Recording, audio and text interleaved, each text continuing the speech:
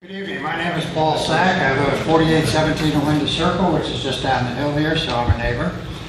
And I would like to just communicate with you the process that I went through to make a decision on how I stand on this issue.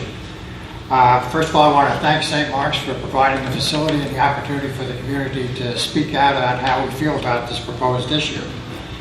In my opinion, it's unfortunate that this issue has become such a controversy because it was proposed as a win-win. However, it is a controversial issue.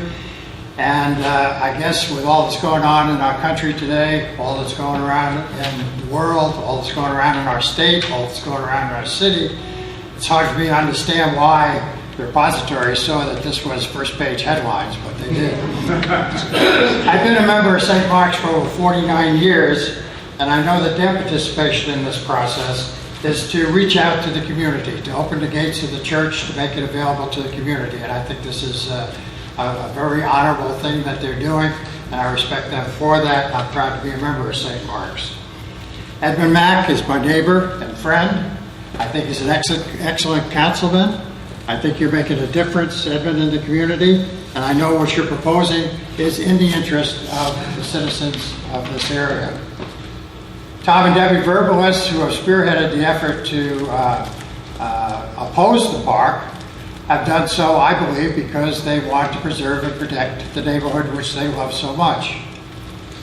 Having said all this, all the parties that I think would agree that what we all want is what is best for our community. I don't think there's any question about that, and I hope we can agree on that. And I've thought long and hard about this issue. I want to support my church, I want to support my councilmen, I want to support my neighbors, and I want to support my friends. Realizing this and going through a lot of thought searching, I've decided that I'm opposed to this park for two reasons. Number one, I do not believe that it's in the best interest of St. Mark's. The additional traffic on church property, a concern about maintenance of the park, a concern about use of church property and the church parking, and what could happen to church property is a concern of mine. Furthermore, I like the property the way that it is now, and it has been for 49 years. Second, this is supposed to be a community park. I do not see a lot of young children around the community, and as has been said many times this evening, we are fortunate to have properties that are 3/4 of an acre to an acre, and most of us have the opportunity to provide park-like facilities within our own backyard. So I think that the money could be much better spent in an area where there are more children and where the properties are much smaller and they don't afford the opportunity for people to have the park-like atmosphere in the yards that we have.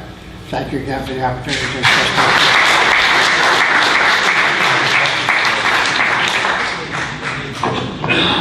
There was a question that was asked that I want to make sure that we don't overlook the answer to about.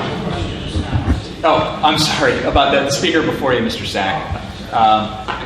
What happens when the lease is expired, or if it's not renewed, or if it's otherwise terminated?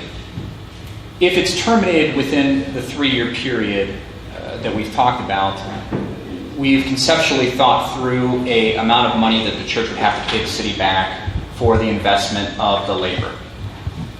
After that 3-year period, the biggest asset that would remain would be the slide and the playset. That would be removed because we would, frankly, I think that's the only right way to do it. Whether we store the equipment that's there and put it back, or whether that's just an empty area after that, certainly it would be closed to the public when the lease is over.